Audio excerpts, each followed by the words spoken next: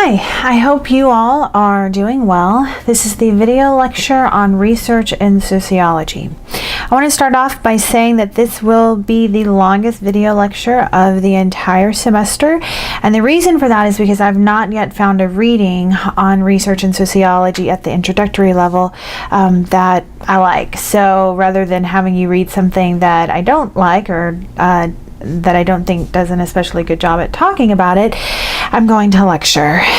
So now, because this video lecture is lengthier than the others you'll have during this semester, I'm going to post a PowerPoint that you can look at as you're listening or viewing the audio. You might need to print off those slides and then flip through them as I'm talking, or you can figure that out on your own. So here we go. The first thing that I want to mention here, not on the PowerPoint I'm going to post, is the idea that research in sociology is empirical. So what do I mean by that? What does it mean when something is referred to as empirical? Now, what that suggests is that the research that we do is based on things that can be observed through physical senses. So things that we can see, things that we can hear, things that we can touch. And so throughout the semester, whenever we look at various pieces of research in sociology, all of it will be empirically based. Always going to be based on something tangible, something that can be observed, something that's verifiable, that we can test, which is important, an important quality. And so all of this distinguishes sociology from other disciplines that might be classified as, for example, the humanities. So sociology is different than, for example, philosophy, which is more concerned about reality, the nature of existence, the mind, and language. And while all of those are very important things to consider, they're not necessarily things that you can physically observe or test, right? It's more about logic and reasoning. Okay, so the first slide here on the PowerPoint gives you the sociological research process very broadly. So keep in mind that while I've presented these steps in a fairly linear fashion, there is a lot of back and forth between these steps. So we first start with theory and previous literature. We formulate hypotheses or expectations. I'll go over the difference between those two in just a moment. And then after that, you conduct your analysis. This results in findings and conclusions, and then you revisit your hypotheses and expectations depending on what it is that you found.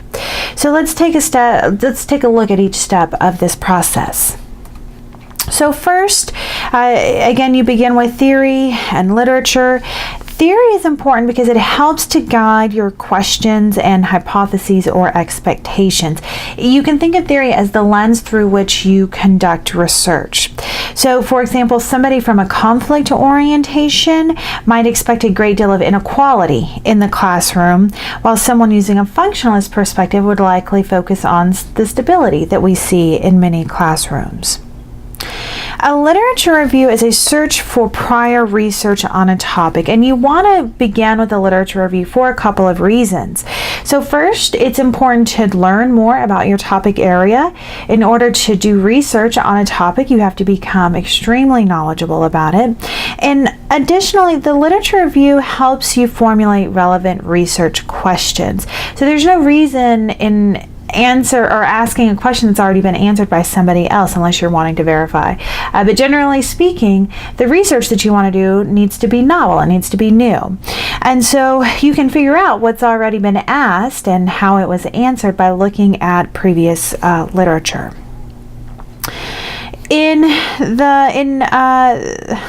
The sociological research that we do falls into two types of analysis, two different camps. We have quantitative and qualitative research. The key to quantitative research is the focus on measurement and numbers. Most of the quantitative research we see in sociology is statistical in nature. So in my graduate training, I took many graduate courses on statistics, and that's kind of the bulk of the research that you see published in peer-reviewed journals. The next slide gives you an example of how you can quantify certain things. So this is a spatial analysis, and what you'll see is that they have quantified the 7 deadly sins. So we have greed, envy, gluttony, pride. So they've quantified them, and you can see the definition of how they went about doing that below the sin. And then they've mapped that on the U.S. In terms of frequency of whatever it is that they're measuring. So for example, if you wanted to look at gluttony, the number of fast food restaurants per capita, you can see that's a very precise measurement of a very broad concept, gluttony. And the areas that are there on the map, that part of Texas, and then you have part of the southeast as well, maybe getting up to the mid-east seaboard. Those are the areas of the United States that have the highest number of fast food restaurants per capita. Fun fact, the area of Texas that's highlighted there is where I was born and raised, the Panhandle area. And then obviously that area that's shaded on the eastern seaboard is where I currently reside now. So wherever I've gone in life, I've been surrounded by fast food, according to this map at least. Okay, so moving on, quantitative research often deals with what we vavariables, and variables are just topics of interest that vary, and that's a very kind of vague, maybe even, well, vague and obvious definition in some ways, but I think that it becomes clearer whenever you think about the types of variables that we really have our hands in. So we talk about independent variables and dependent variables. Independent variables are thought to influence another variable, and dependent variables are thought to be influenced by an independent variable. So independent variables affect dependent variables. The dependent variable is ultimately the thing you're trying to explain. So let's say, for example, we wanted to see how study time affected GPAs, right? Study time would be our independent variable, and GPAs would be the dependent variable. What we're ultimately trying to explain is that dependent variable, that outcome of GPA. Another example comes from some research that I've done, published in the Du Bois Review. We looked at, so what we were interested in explaining, the dependent variable, was the count of state-level restrictive immigration bills and laws.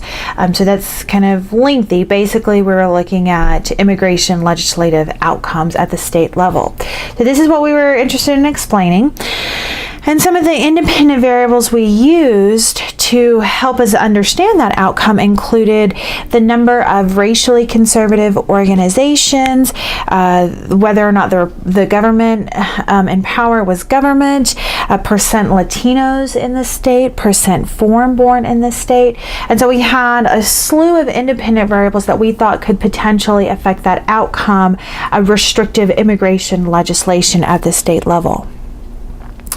Now, in quantitative research, we use we formulate hypotheses. These hypotheses are derived largely from previous literature and theory, and hypotheses essentially predict the relationship between two variables. They're hypotheses, they're educated guesses on how the independent variable is going to affect the dependent variable. So I have some examples listed on the slide there that you can go through yourself. Let's see, one of them is mental health is affected by marital status. And so what that hypothesis is suggesting is that marital status, which is the independent variable, affects the independent variable, that of mental health. Okay. So that is quantitative research. I'm going to shift gears slightly now and talk about qualitative research. Qualitative research focuses on processes behind behavior, attitudes, and providing an interpretation of them. So with qualitative research, we really don't have independent and dependent variables because this research is more concerned about the process rather than a specific outcome. So rather than having hypotheses, we have expectations, how we think, how the researcher thinks the process is going to unfold. So the next slide that you have there on the PowerPoint stems from my dissertation, where I examine the process behind the social construction of difference between immigrant and non-immigrants in the news media. So how are those differences constructed, right? What does that process look like? Now, a lot of research on this topic, on immigrants in the news, focuses on more negative discourses. So the things that are what many would classify as xenophobic. This idea that immigrants are on welfare, that they're lazy, that they're illegals, that they're criminals, things of that nature. That's what most of the research focuses on. My dissertation steps away from that. For my contribution, I looked at discourses that were more positive or more neutral in nature. So there's a whole area of discourse that had gone largely unaddressed in the literature, and that was my contribution. Now, the slide that you have presents one of the key themes that stemmed from my research, one of the key findings. And it's the idea that even some of the positive discourse, even some of the seemingly positive discourse contributed to the marginalization and inequality that immigrants experience in the U.S. So there was this broad theme that suggested that immigrants perform labor too lowly for Americans. And in articulating that idea, many of the persons who engaged in this rhetoric seemingly thought of themselves as advocating for immigrants' inclusion and advocating for their worthiness of being included in society, right? Immigrants are worthy because they do jobs that Americans don't want to do. So I have a few examples listed here. I'll let you go through them of quotes that I felt like kind of indicated this hierarchy that was established. But what I essentially argued is that these frames contribute to the social construction of difference between immigrants and non-immigrants by creating a racialized class hierarchy whereby whereby Americans are allowed to do work they find meaningful and work that is dignified, whereas immigrants are kind of relegated to doing the work that they don't want to, right? The dirty work, as sociologists in the sociology of work refer to it. Okay, so we've talked about quantitative research, we've talked about qualitative research. Now I'm going to spend a little bit of time talking about how it is that we go about collecting our data. And the great thing about sociology is that we have lots of different ways that we can do this, lots of different tools in our toolkit to help us collect meaningful data about the social world, to help us collect our systematic observations about the world we're surrounded by. So one of the most common types of data collection within sociology is the survey, and I'm sure that most of you have come across these a time or two, because not only are they used in sociology, but they're fairly ubiquitous in a variety of different disciplines or arenas. A survey involves a series of questions that are asked to a number of people.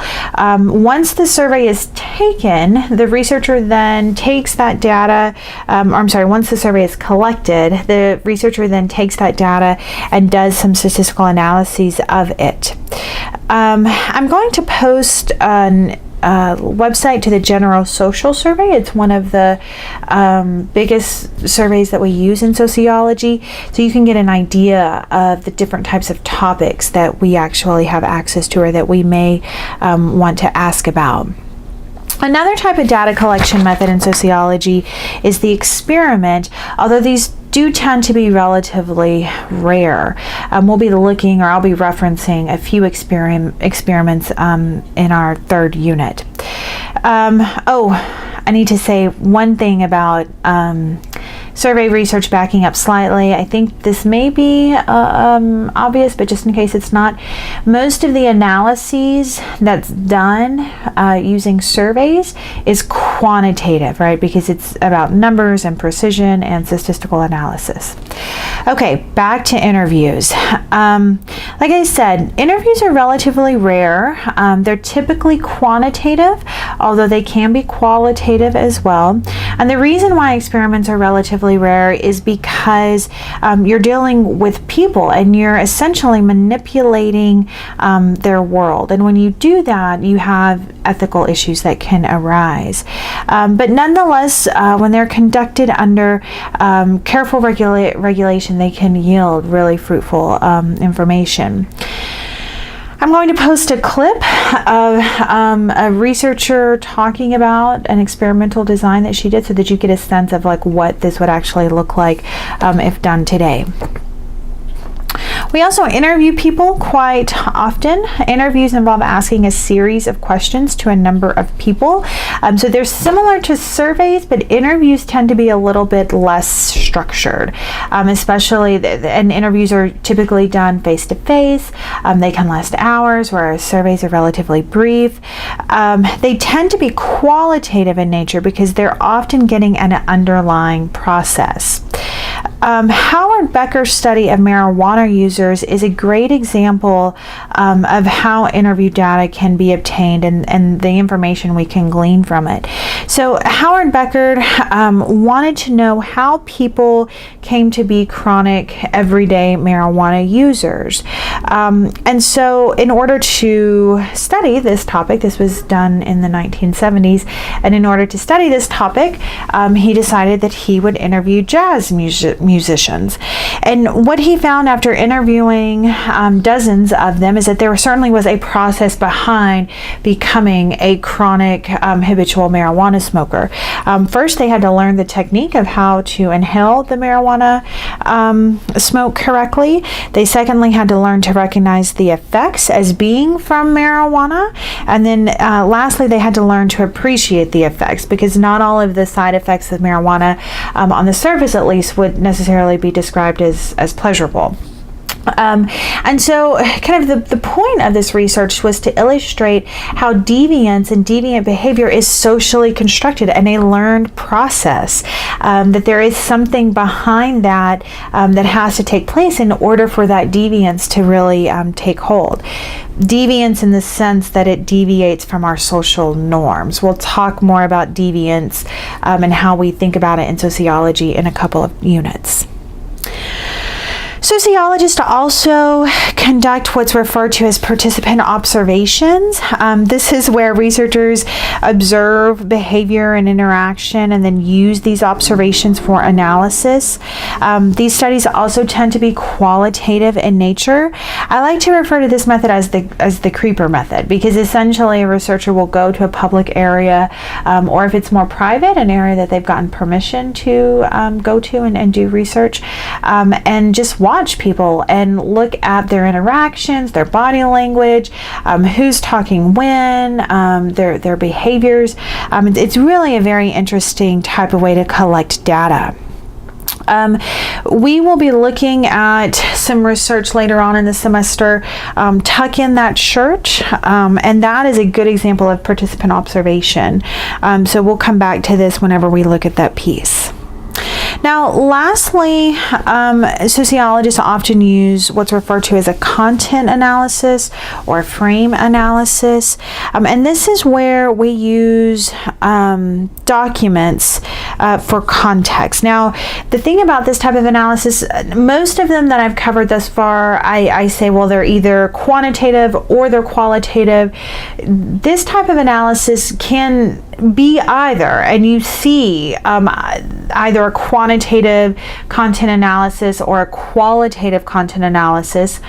If it's qualitative, it's sometimes referred to as frame analysis, but you see these in kind of equal parts in the literature.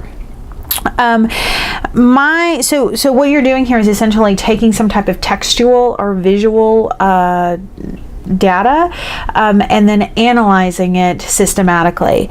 My dissertation that I mentioned on a previous slide is an example of qualitative content analysis or frame analysis, right? Because I looked at newspaper articles, 587 newspaper articles to be exact, to do my analysis and to derive my findings. But researchers can also quantify documents. So the last slide of the PowerPoint is an example of researchers who have quantified a broadcast of the National Football League, or several broadcasts a season of the NFL broadcast, and to see what the actual viewing or what they were actually showing, what it consisted of. And you can see here they found that in the grand scheme of things, there is actually very little playtime. So 67 minutes was devoted to players standing around, 17 minutes to replays, only 11 minutes to actual playtime. So there is more time spent doing replays than actual plays, and then 3 seconds of cheerleaders. So these results obviously make us wonder what we're really watching when we view football games, if you are one to view football games. Okay, so that is research in sociology in, well, not really a nutshell, because it was pretty lengthy, but it gives you an idea of what it is exactly that we do. As always, if you have any questions, comments, concerns, please follow up with me. I will respond quickly. I hope you have a great day.